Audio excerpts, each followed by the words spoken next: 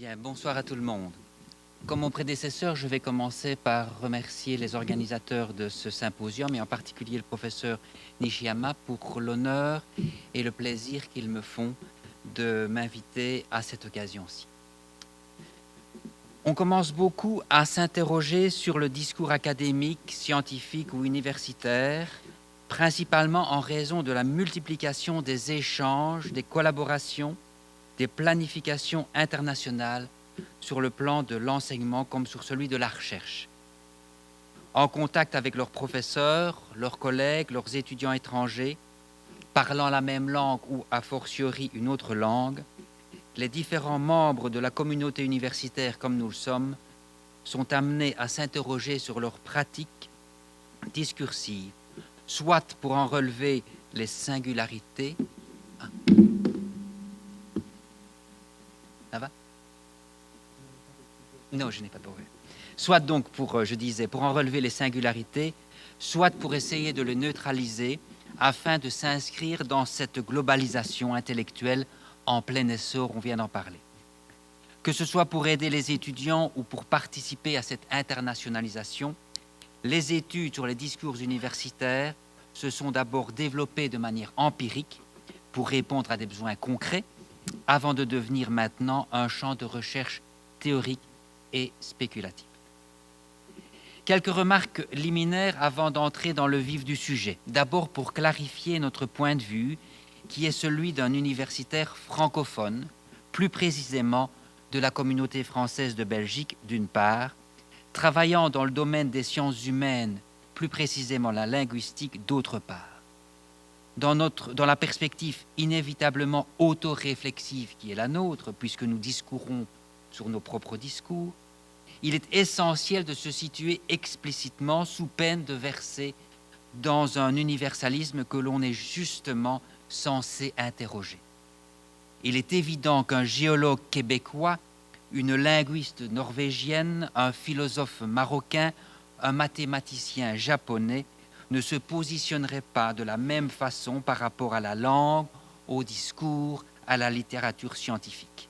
aux enjeux qu'ils représentent pour l'avenir, et c'est justement l'intérêt d'un symposium comme celui-ci de permettre de comparer les points de vue. Notons en passant, justement, nous sommes deux linguistes, que les discours universitaires, pas plus que les autres discours et que la langue d'une manière générale, n'appartiennent davantage aux linguistes qu'aux autres usagers. Chaque spécialiste disciplinaire est tout autant un spécialiste du discours qui lui permet de rechercher, d'enseigner, de communiquer dans son domaine. Mais c'est vrai aussi qu'au moment où leur discipline est devenue une science à part entière, et même très ambitieuse, avec le développement du structuralisme, les linguistes se sont interrogés plus que tout autre sur les rapports complexes et ambigus entre l'objet et le discours scientifique. Précisément parce que, dans notre cas, linguistes, ils se confondent par principe. La linguistique a donc une certaine expérience de ce difficile, voire impossible, partage entre les mots et les choses, qui touche en fait toutes les sciences. L'histoire des sciences humaines du XXe siècle, de l'anthropologie, de la sociologie, de la critique littéraire, pourrait d'ailleurs se focaliser sur leurs relations problématiques avec la langue et les discours qu'elles ont notamment cherché à remplacer par des formules, des diagrammes et des statistiques, en espérant gagner ainsi en objectivité. Il faut partir du fait que les discours universitaires, tels que nous le désignons, relèvent de plusieurs logiques. Et c'est de leur interaction que l'analyse doit avant tout rendre compte. La logique de la pensée, la logique de la raison raisonnante, la logique de la langue, la logique de l'objet considéré, la logique de la culture, de la société, de l'idéologie, la logique de la discipline, la logique de la recherche scientifique, la logique de l'enseignement, la logique de l'institution et aussi la logique du marché, du profit commercial. Il n'y a évidemment pas d'adéquation systématique entre ces logiques, principalement entre la langue, la raison et la réalité, comme le pensaient les grammairiens de Port-Royal, qui estimaient qu'à l'organisation des mots correspond parfaitement l'organisation des choses, et que l'esprit parle et connaît dans le même mouvement. La grammaire représentait alors la science des sciences, puisqu'elle met au jour, en la mettant en œuvre, la logique universelle,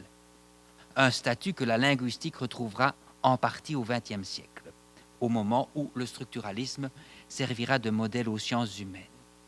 Actuellement, c'est le paradigme cognitif qui domine les sciences humaines. Il est évident que son éclairage contribuera de manière significative à la compréhension des discours universitaires. Quand on saura mieux comment on sait, c'est-à-dire comment on raisonne et comment on apprend à raisonner, on saura comment on peut mieux chercher et mieux enseigner. On veillera cependant à ne pas confondre les conditions naturelles, innées, universelles de la cognition et les conditions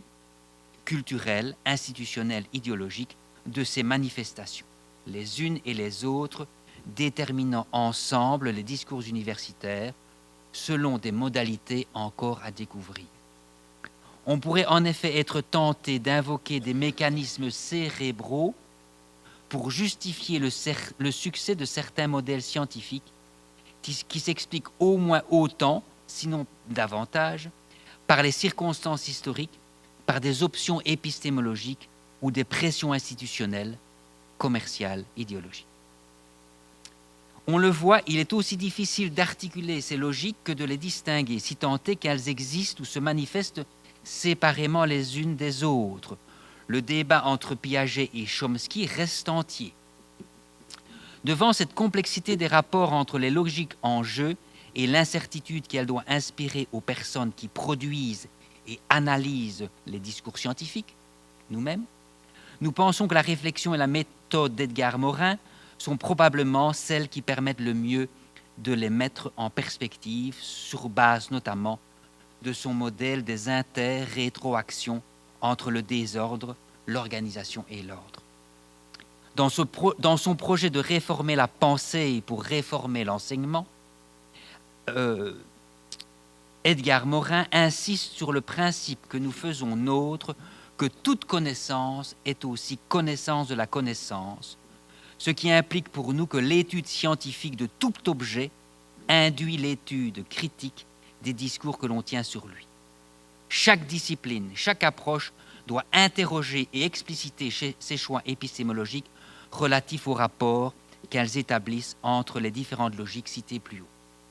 C'est à notre avis dans cette direction que devrait travailler l'analyse des discours en collaboration avec les spécialistes des différents domaines.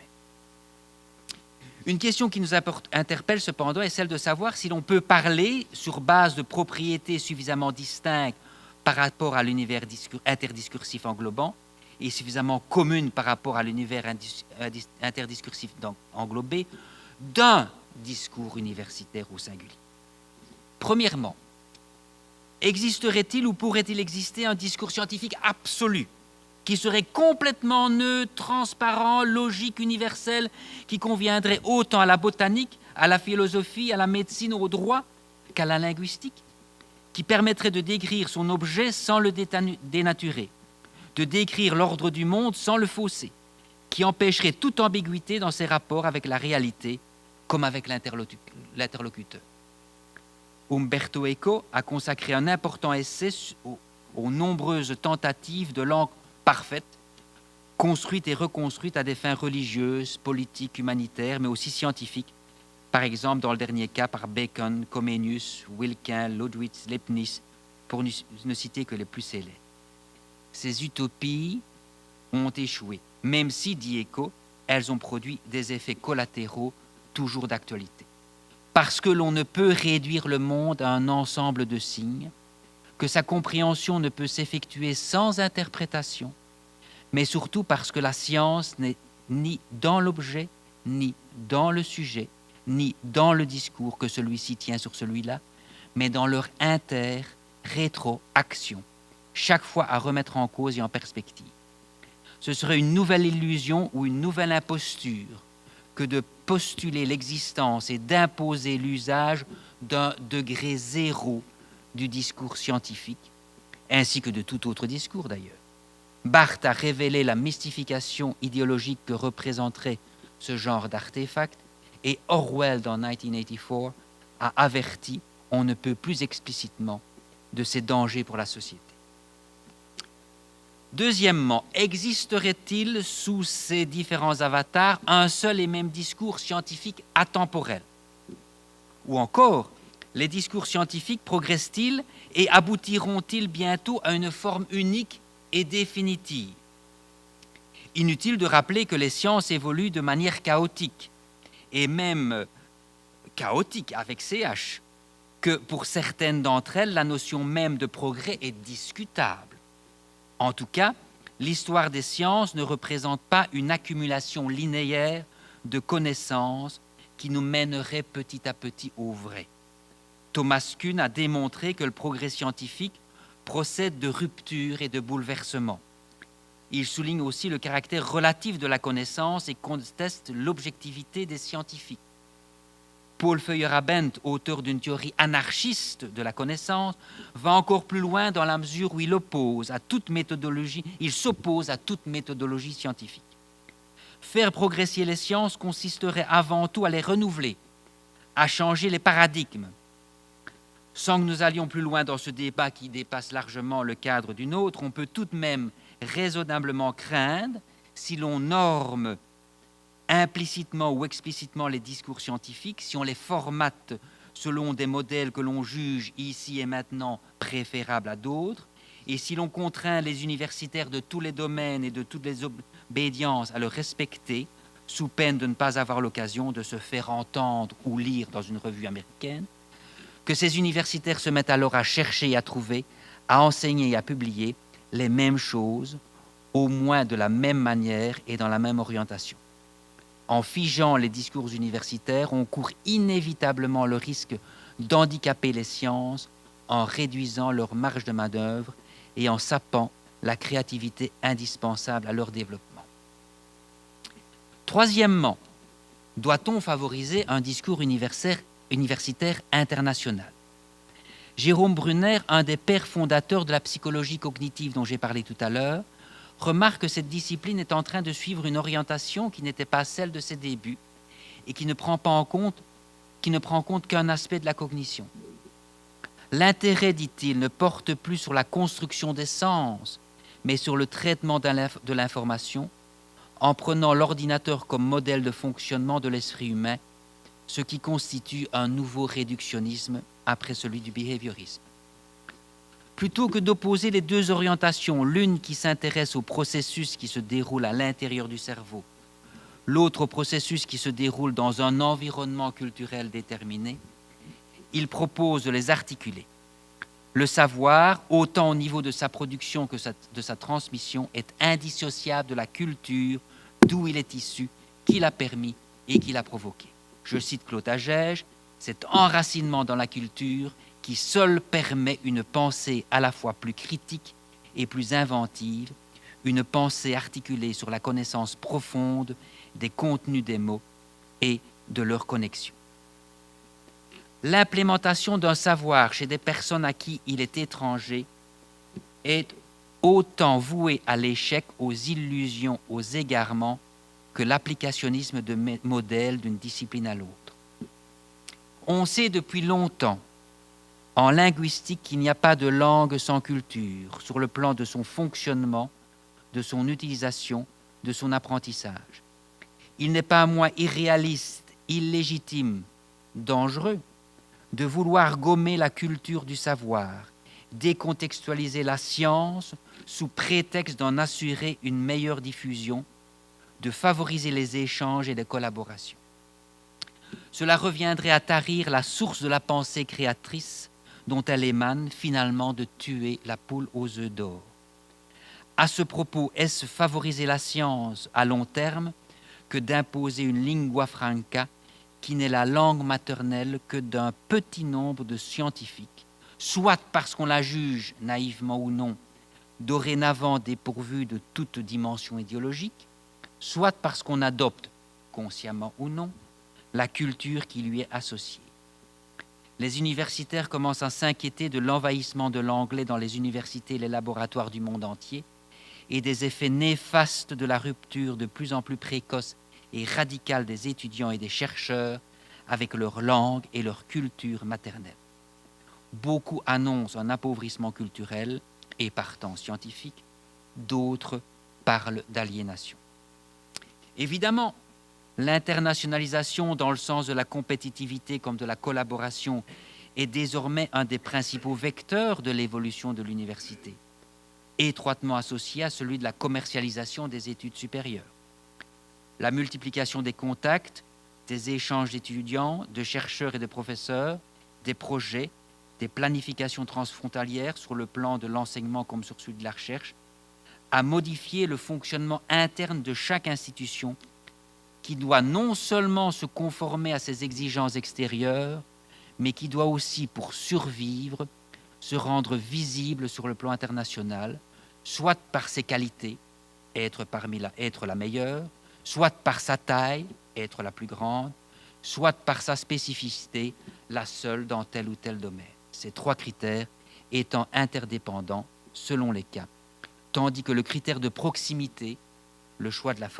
l'université la plus voisine, ne joue pratiquement plus que pour les premières années d'études. S'il est difficile de contester les bénéfices de cette internationalisation, il faut tout de même se demander s'il n'est pas parfois inadéquat, contraignant, voire contre-productif, d'organiser à tout prix et de valoriser à ce point des revues, des projets, des colloques, des programmes, des classements internationaux, rankings, au détriment d'initiatives moins ambitieuses, mais au moins aussi pertinentes, sans compter les risques d'uniformisation qu'entraîne inévitablement cette internationale académique dont il a déjà été question. Sans être alarmiste, nous voulons seulement attirer ici l'attention sur les enjeux scientifiques, idéologiques, humains d'une standardisation des discours universitaires au service d'une globalisation académique, comme de standardisation de tout discours au service de n'importe quelle cause. En uniformisant les discours scientifiques, on uniformise et on oriente les méthodes, les approches, le regard que les scientifiques, les professeurs et leurs étudiants portent sur le monde, physique ou social. Et on uniformise et oriente le monde par la même occasion. Il y a effectivement de sérieux risques qu'à long terme, un discours unique entraîne une pensée unique, qu'elle soit scientifique, politique ou culturelle. Il est donc urgent, vu la rapidité avec laquelle s'internationalisent les universités, leurs programmes d'études, leurs projets scientifiques, leurs systèmes d'évaluation, que l'on interroge, discute, explicite une articulation entre, d'une part, les besoins indiscutables de communication, de collaboration, d'échange entre les pays, les institutions, les disciplines, et d'autre part, la sauvegarde, si possible le développement des spécificités disciplinaires, culturelles, institutionnelles, mais aussi de la liberté, de la flexibilité, de la créativité sans lesquelles la recherche et l'enseignement ne sont pas viables. Les programmes académiques internationaux sont-ils en faveur de la diversité linguistique et culturelle? Et là aussi, je prendrai l'exemple de l'Europe qui pourrait être extrapolé au cadre de la mondialisation. Il est trop facile de montrer que les ambitieux et coûteux programmes plurilingues et interculturels internationaux, notamment européens, n'ont guère empêché, précisément dans ces institutions universitaires qui devraient en profiter les premières, l'irrésistible envahissement de l'anglais et de modèles anglo-américains dans la recherche, puis maintenant de plus en plus dans l'enseignement, notamment pour pouvoir vendre à la communauté universitaire internationale des Masterful English ou des Massive Online Open Courses et figurer au plus haut dans les classements académiques des universités mondiales. En fait, ce ne serait encore rien si cette globalisation et standardisation ne concernaient que la langue et les structures universitaires, mais elle risque d'avoir aussi des effets désastreux irrémédiables sur les principes mêmes de l'exercice de la pensée et du développement du savoir, comme nous venons de le voir. Quant aux programmes et référentiels que l'on impose petit à petit aux professeurs de langue qui doivent contribuer à la mondialisation, il semble contestable et même risqué de charger officiellement le professeur de langue, comme tout autre professeur, d'inculquer à ses apprenants un savoir-être et un savoir-vivre conformes à des directives, à des curricula, des évaluations, quand bien même cette éducation, dit-on, bénéficierait à cet apprenant comme à la planète entière. Au-delà des déclarations d'intention, on constate que le bien de l'apprenant relève surtout de son employabilité et que le bien de la planète de son développement économique. À croire que le pouvoir politique, qui n'a de pouvoir que celui que lui laisse la finance et l'économie, et dont la responsabilité se limite maintenant surtout à veiller à ce que le profil et les ambitions des citoyens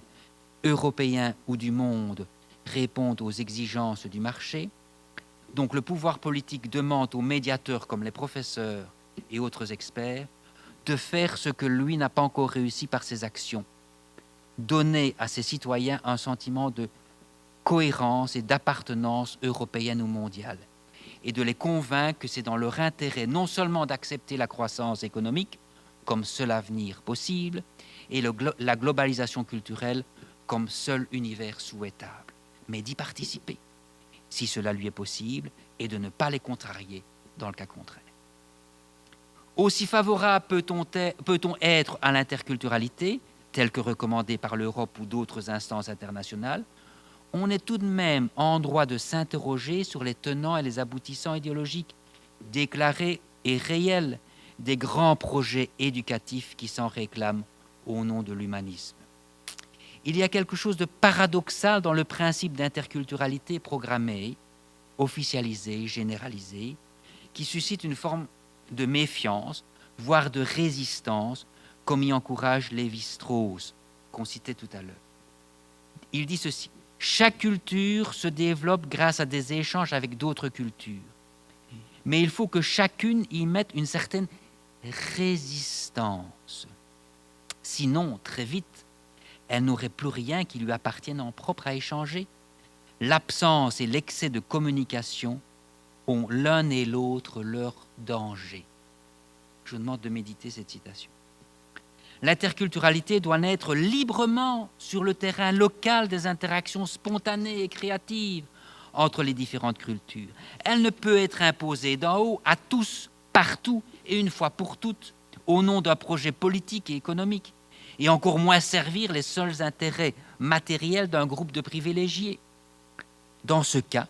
il s'agirait seulement d'une nouvelle forme d'impérialisme, d'autant plus pernicieuse qu'elle est sournoise. Et la médiation ne sera alors qu'un prête-nom pour la propagande et la manipulation. La situation en Belgique maintenant. Je suis embarrassé parce que les Belges sont très mal placés pour parler de plurilinguisme et d'interculturalité, dans la mesure où les deux communautés de mon pays, les néerlandophones dans le nord et les francophones dans le sud, ne cessent de se quereller depuis la création de la Belgique en 1830, et que nous avons failli nous séparer il y a quelques années encore, comme ça a été le cas en Tchécoslovaquie. Peut-être les prochaines élections, dans quelques mois, permettront-elles aux nationalistes flamands d'obtenir finalement ce qu'ils attendent depuis longtemps, la scission du pays et leur indépendance. En fait, si la question des langues dans la vie politique, administrative et sociale suscite de farouches et interminables discussions et disputes en Belgique, souvent absurdes, une autre spécialité de notre pays, la question des langues à l'université ne fait guère débat en Belgique. Un petit pays qui s'aligne sur ses puissants voisins pour ne pas rester à la traîne et dont les problèmes linguistiques favorisent plutôt le recours à l'anglais. Il faut dire que la langue française a longtemps dominé en Belgique, notamment dans les universités, au point que les néerlandophones se sont rebellés et ont expulsé les francophones de l'université de Louvain en 1968 au cri de Wallenbuiten, les francophones dehors. La crise politique que cette guerre linguistique a provoquée a obligé les francophones à construire un nouveau campus et par là même une nouvelle ville à quelques dizaines de kilomètres qui s'appelle Louvain-la-Neuve. Actuellement, les universités du Nord, néerlandophones donc, vu le petit rayonnement international du néerlandais et la proximité linguistique de cette langue avec l'anglais, ont rapidement anglicisé leur programme d'études pour préparer leurs étudiants au plurilinguisme et attirer le public étranger. Et plusieurs d'entre elles ont maintenant sont maintenant presque totalement bilingues, non plus français-néerlandais comme auparavant, mais néerlandais-anglais. Et à ce jour, les présidents et recteurs des universités francophones ne se sont pas mis d'accord sur une politique linguistique commune pour réagir à l'anglicisation des universités néerlandophones. Ce qui cause bien sûr préjudice, car les étrangers préfèrent faire leurs études en Flandre qu'en Wallonie. En conclusion, il m'est avis que l'alternative de l'anglicisation des études universitaires dans le monde reste un enseignement de la langue nationale sur objectifs universitaires ou spécifiques liés à la discipline et à la profession, pour que les étudiants étrangers voient un intérêt direct à se donner la peine d'apprendre cette langue plutôt que de choisir la facilité des études en anglais. Pour la langue scientifique, des mesures plus radicales, sur le plan global comme local, devraient être prises pour changer les conceptions, les pratiques, les systèmes, pour résister aux pressions émanant des milieux économiques et politiques et surtout conscientiser les nouvelles générations, c'est-à-dire nos étudiants, j'espère qu'il y en a dans la salle,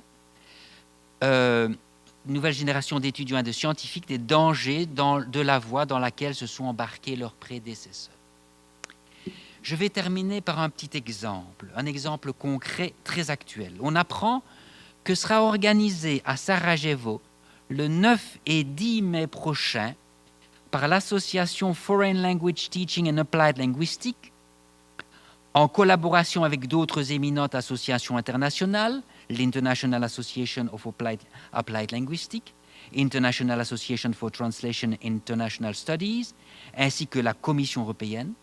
est organisé à Sarajevo donc un colloque international intitulé Linguistics, Culture and Identity in Foreign Language Education. Cependant, en découvrant l'affiche apposée dans tous les départements de langue du monde et la page d'accueil du site internet du colloque, on a la surprise de constater que 5 des 6 keynote speakers dont on expose la photo et les titres sont américains et que le 6e est anglais. N'est-ce pas paradoxal, contestable, voire inquiétant, de limiter le cadre de réflexion d'un tel colloque au seul point de vue anglo-américain, alors que cette problématique réclame au contraire de rendre compte de la variété des conceptions et de favoriser celle des approches, surtout dans une ville européenne aussi significative à cet égard que Sarajevo, dont les anglo-américains semblent ainsi s'approprier la symbolique. Comme on ne peut pas croire que les organisateurs ignorent l'existence en Europe, en Afrique, en Asie, en Amérique, d'aussi prestigieux spécialistes qu'aux USA, il s'agit bien d'un parti pris scientifique, intellectuel et idéologique que de les tenir à l'écart, ces autres spécialistes, d'un colloque pourtant international sur une problématique pourtant interculturelle. La contradiction, le coup de force, oserais-je dire, saute aux yeux d'une approche monolithique pour traiter une question aussi plurielle et complexe et critique pour l'humanité entière à l'heure de la globalisation.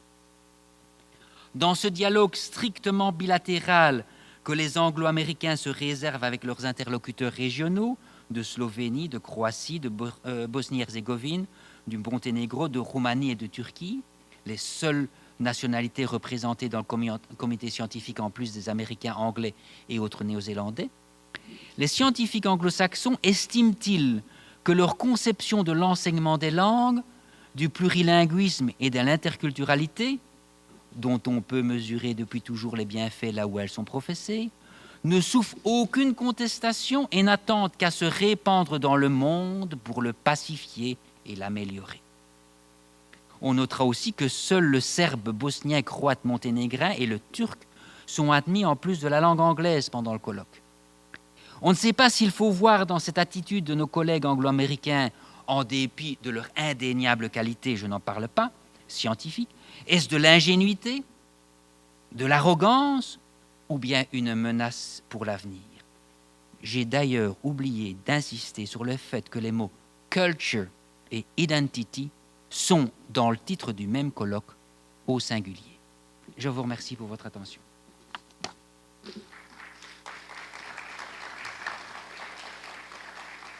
ディファイス先生どうもありがとうございました。まさにクリティカルなFaïs, c'était un exposé très très critique. Et donc nous avons à notre université commencé l'enseignement des différentes matières en anglais. Nous devons réfléchir.